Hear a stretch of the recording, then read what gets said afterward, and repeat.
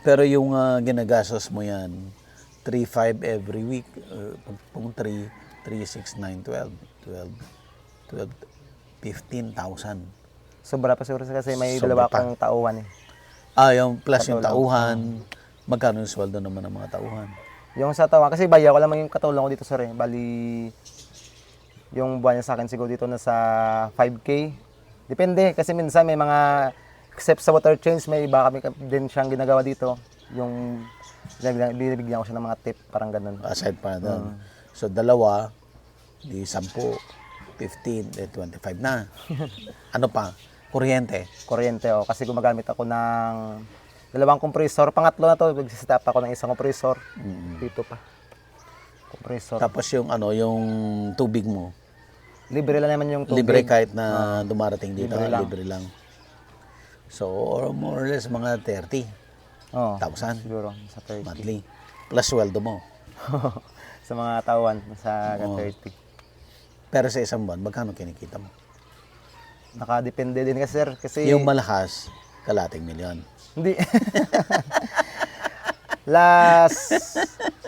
last year naka naka 400. 1,000. Oh. Gusto mo bang matuto ng agribusiness, crops, livestock and poultry, aquaculture, at ma-inspire sa mga success stories? Agribusiness, how it works. As a YouTube channel, Agribusiness features entrepreneurs, farmers, organizations, OFWs, investors. However, beyond our usual content and official endorsements, Agribusiness does not engage in other business dealings with them. While our viewers and featured individuals and entities may choose to pursue business deals with each other on their own, we encourage them to be cautious in doing so. Meron na naman tayong tour, Yes, ma'am. sir. Opo. Babalik tayo ng Vietnam. Vietnam Sir ulit. Bobby. Okay. Opo. Pero this time, pupunta po tayong Mekong Delta ng Vietnam. Ayan. So, ang topic po natin ay Vietnam Rice and Fruit Orchard Tour. Tour. Sa June 4 to 8. Ayan. Ang tawag po nila dito sa Mekong Delta ay the Rice Bowl of Vietnam. Sisilipin po natin yung mismong farm ng mga Vietnamese. Aha. At the same time, sisilip din po tayo doon sa mga milling kakagulat kasi nga talagang parang from yung bigas po nila dumadating doon sa mga rice mills ng nakabarge using the Mekong Delta. Tapos hinihigop na lang po siya ng machine. Dire-diretso na po yun. In 8 to 12 hours, lalabas po yung bigas. Bigas na. Guava, ayan, dragon fruit, durian, langka. Jackfruit. Open na yung registration. Open na po yung registration. Open na po. Just send us a message sa Inspired Learning Tours Facebook page. Yun po yung pinakamabilis. May pa-fruit buffet ka ba, Ay, ma'am? syempre po. Sa Vietnam lang Laging po. looking forward yan sa fruit buffet. Dalawa pala yung aabangan mo. Oo, durian at Durian at bayabas. Kasama po ako sa tour na to. Magkita-kita po tayo. Oo, kasama po ulit si Sir Buddy and his team. Kasama po ang agribusiness, how it works sa tour na to. Mag-register na po kayo. Sigurado, hindi po kayo magsisisi. Salamat po. Anong buwan yun? Yung March na sinasabi mo? Oh, March. Yun yung nagpagawa ka ng bahay March kagad. yun. March. Tapos, yung normal na month, magkano yan? Average. This month, maliit lang, nasa 30, 40. Minsan di pero sa lokal, bumabawi kami sa lokal. Bali yung lokal, yun yung pang daily needs na ginagastos. Yung export, yun pang sahod. At Kita yun. Kaya Yung panggastos ng pamilya, Sa yung lokal. benta mo sa lokal. sa lokal. Yung kukuha. export, yun yung gagamitin mong pang Invest. balik dito. Pang balik dito. Ano pa bang i-improve mo dito? Yung indoor setup. At yung nursery ko, bala kong i-concrete. Kasi mas mabilis linisan yung naka-concrete kumpara sa roof tub. At yung indoor, gusto ko gumawa ng indoor kasi may mga tulad ngayon nag-export, gusto ko gumawa ng indoor kasi yung mga pinapasting na isda at yung mga reservation gusto ko maipasok na sa indoor. Parang staging area mo Oo. before siya dalhin, ibiyahe. Ano bang management nun before siya ibiyahe? Yung pagkakondisyon, bali 2 days na walang kain. Minsan naglalagay ako, sample, 1 week before shipment, nagde-deworm ako. Deworm, lahat ng gamot ina-apply ko para sure talaga na safe at kondisyon yung mga isda bago ship. Martin, magandang negosyo to. Para sa akin, mas maganda ito. Kisa sa wala. Tapos kayo ni misis mo dito lang. Oh, dito lang.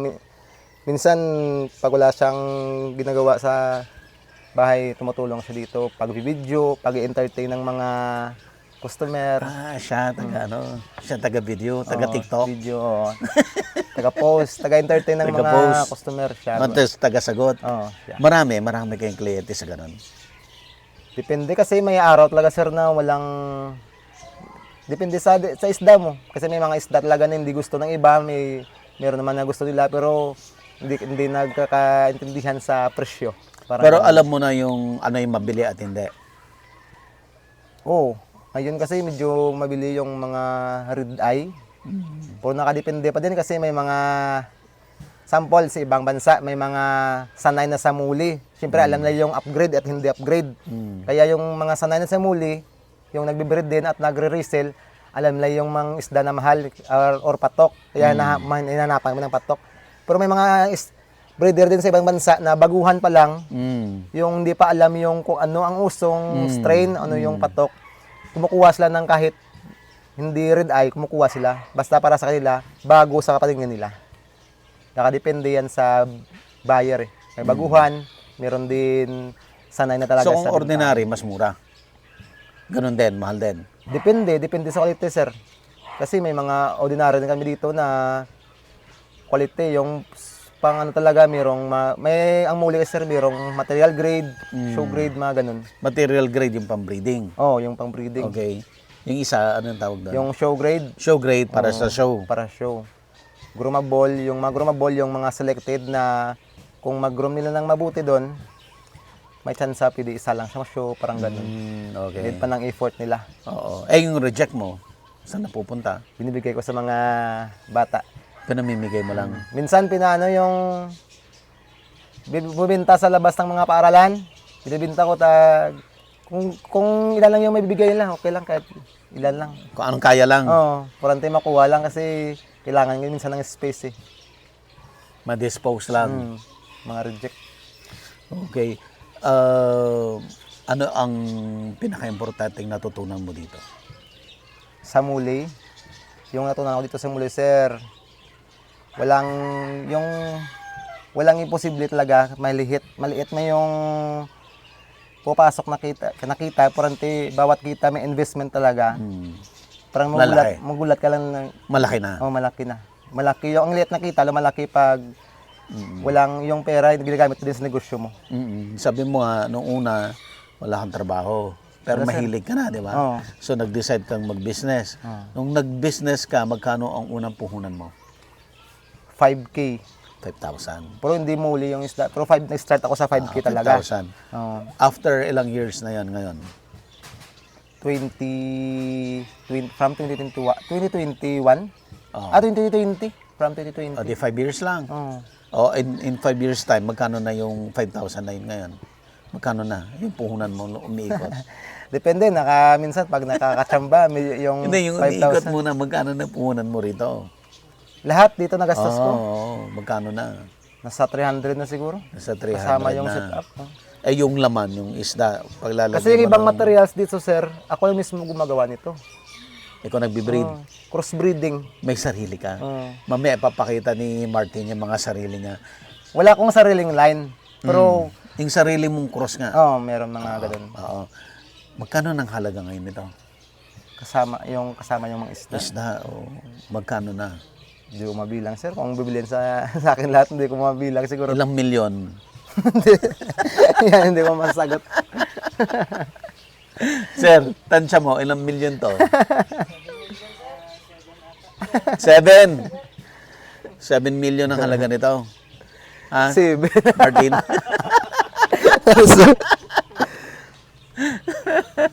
Okay. Ay, pakita natin yung mga ano mo, yung best of the best mo.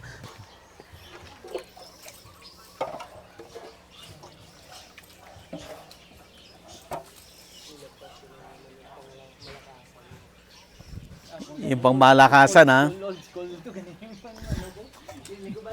Martin, yung pinakamagaganda, ha? Okay, ngayon naman, ipapakita ni Martin yung mga sarili niyang breed na strain ng Molly. Okay?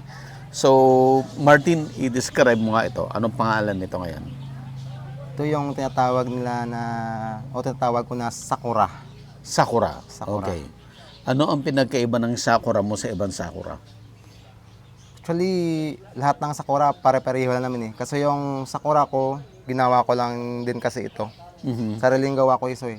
Pero lahat halos may gawang Sakura na din eh. Maraming Sakura ngayon. So, anong pinagkaiba ng Sakura mo sa iba? Para sa akin yung pattern siguro. Kasi yung pattern ng Sakura ko kasi parang totally orange talaga, hindi yellow. Tapos yung base nila umaagaw dun sa puti, yung parang pinkish yung base niya. Base, ibig sabihin yung Main color talaga. main color Except niya. sa pattern. Pero parang silver pa rin siya, no? Oo, pinkish, parang pink umaagaw yun. Dahil sa Nag-aagaw.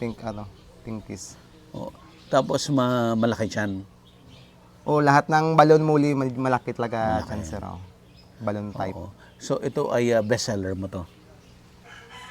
This month, ito lang yung strain na ito yung marami akong benta.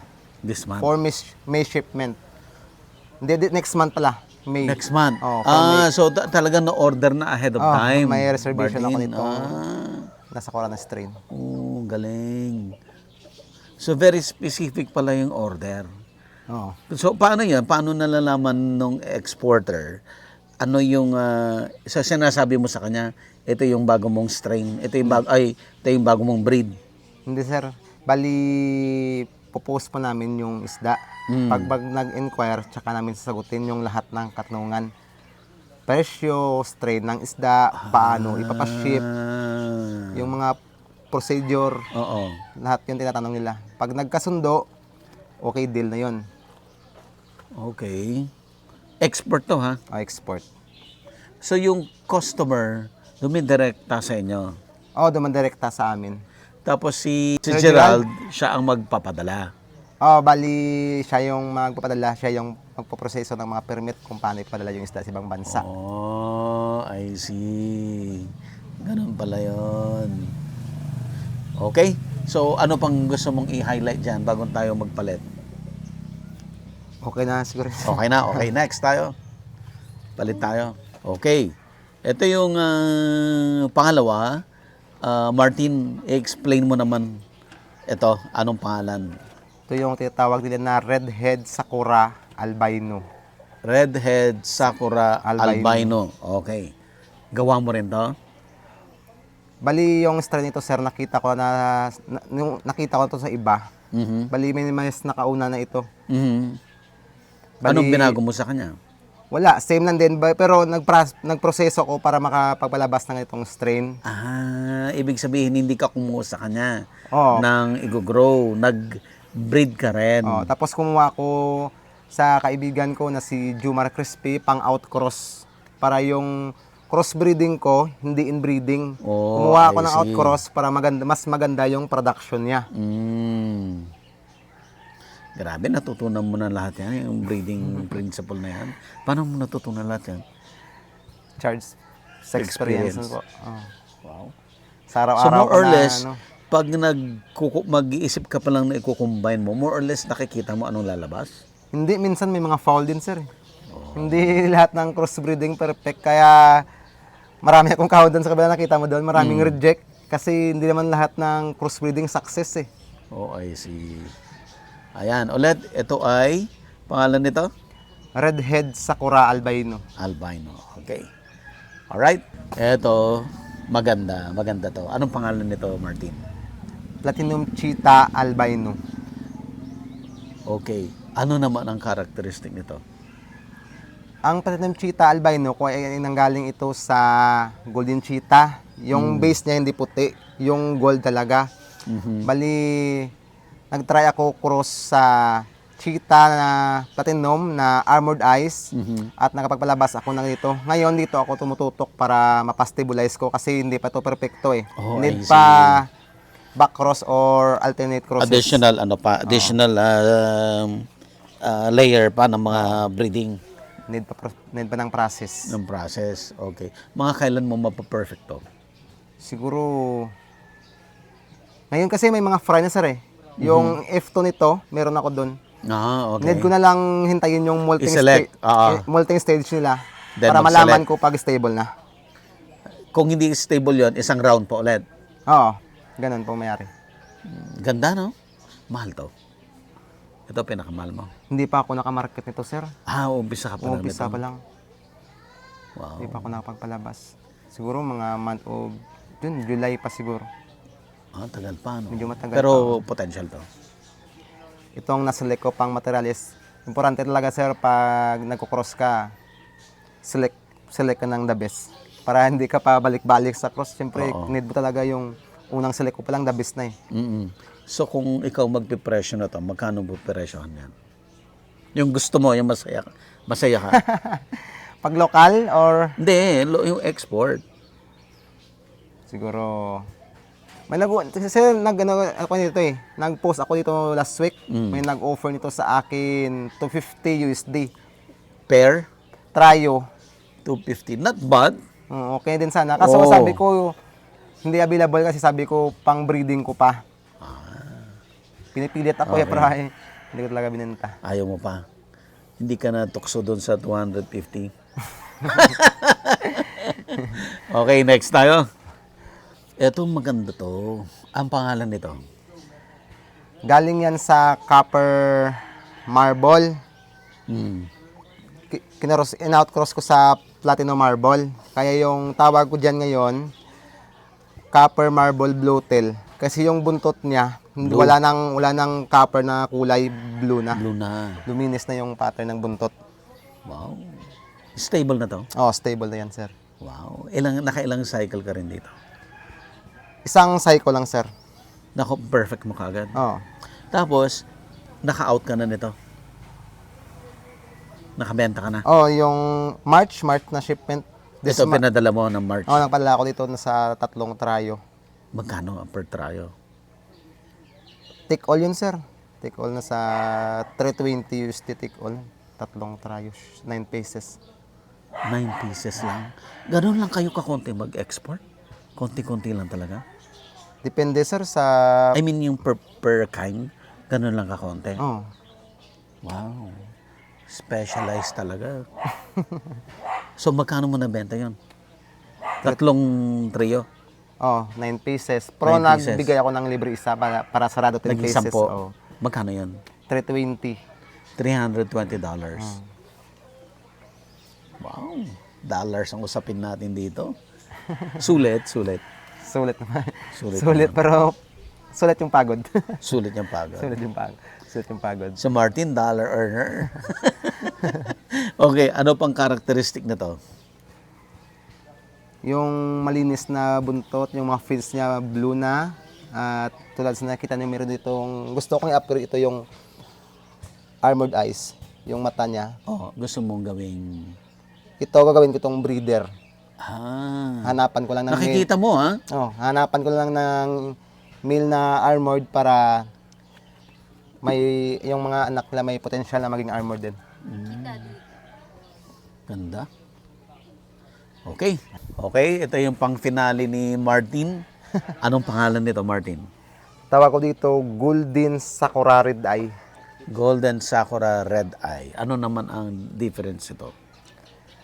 Bali, ano to, sir, yung red eye na armored eyes, nag-cross ako sa GBT. Kaya need ko talaga upgrade yung mga isda ko ngayon sa red eye. Ito yung unang kinalabasan nila. Parang F1 to F1. Oh, okay. pero nag-try ako alternate. Kumuha ako alternate crosses ako at kumuha ako out cross sa kaibigan ko. Naging stable siya. Nag-stabilize siya ngayon. Naka-out ka na rin nito? Yes, last year pa, November, December. November, December. Marami akong pinalabas na itong strain. Magkano ang pinalabas mo noon? Hindi ko na matandaan, sir. Kung napapalabas ako ng nasa 50 plus siguro Wow, ang lahat. dami. 50 plus. Magkano yun? Hindi ko na- Trio din yan? Take all, meron doon. Take all, meron doon. Kumuha na tryo. Kasi sa 50 plus na yun, nasa 7 siguro yung buyer ko doon. Ah, iba-iba sila. Oo, Magkano inabot nun? Hindi ko na matandaan yung pera na dumating. Magkano nga? Magkano nga? Isa sa malaki yun? Hindi. Hindi. Hindi. So magkano yun inabot? Siguro nasa aabot yun. 1,000 more? Hindi, nasa 800 siguro, sir. 800 800. USD. 800 US Pero dollars. month of November and December yun Kasi every month, di naman isang strain kinukuha nila eh. Paiba-iba din. Ang galing. So ibig sabihin, ang business model mo dito, you keep on breeding para may bago ka, para may maibenta ka. So hindi ito yung paramihan, yung nakabreed ka ng isa pararamihin mo. Hindi ganun. Merong breeder na ganun yung ideya. Nakafocus kung ano lang yung patok. Pero tulad sinasabi ko, sir, hindi ako pumupokus sa kung ano lang yung patok kasi may meron din kasing breeder sa ibang bansa na mga baguhan. Hindi pa alam yung kung anong patok at kung ano pa yung common na. Kaya hinahanap pa din yung common basta maganda na sa paningin nila. So parehas, may common ka, may bago Oo, ka. ganun. Okay, Martin. Magandang negosyo ito. Oo, magandang negosyo ito. Para sa akin, okay yung negosyo na ito. Hindi ka na maghanap ng ibang negosyo. Kung yung bintahan, hindi lang yung masira yung marketing, hindi na siguro, sir, okay na ako Okay sa na to. pagmumuli. Oh, okay. Ano ba ang advantage nitong muli kumpara to other ornamental fish? Yung muli kasi, sir, sample, pag nanganak, sample may lakad ka, pag nanganak yung muli, hindi ka mapipressure na uwi mo na ako, need ko i-breed yung muli ko. Hindi tulad sa ibang isda, di ba? Nag-breed ako. Tututukan mo. Oo, umitlog yung isda ko na ganun. Dapat ma-separate yung male. Di ba may mga isdang ganun, sir, na pag-breed, need mo separate yung male, need mo separate yung female, need mo separate yung mga itlog. Itong muli, hindi. Okay lang. Basta may tray lang, yung fry doon natatrap. Mapagtago lang. Kahit, Okay na yan. oh, kahit magbakasyon ka pa ng 2 days dito. Balikan mo yung fry, nandyan pa din. Yung So muli. mas madaling alagaan. Madaling alagaan yung muli. Maganda ang presyo ngayon. Ano ang mga fear mo? Ano naman ang mga kinakatakutan mo? Ngayon maganda ang kita. Ano mga kinakatakutan mo? Yung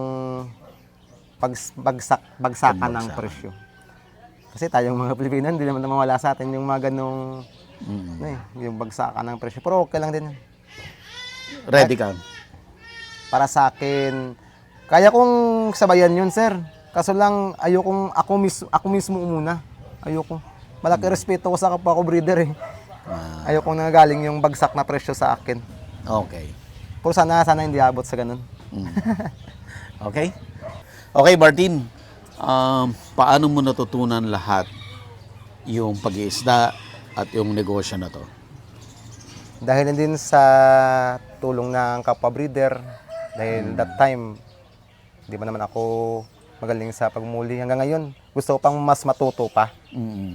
At yung tungkol naman sa pagnegosyo ng isda, dahil nga sinasabi ko na yung hilig ko, gusto ko talaga, yung hilig ko, gawin kong negosyo.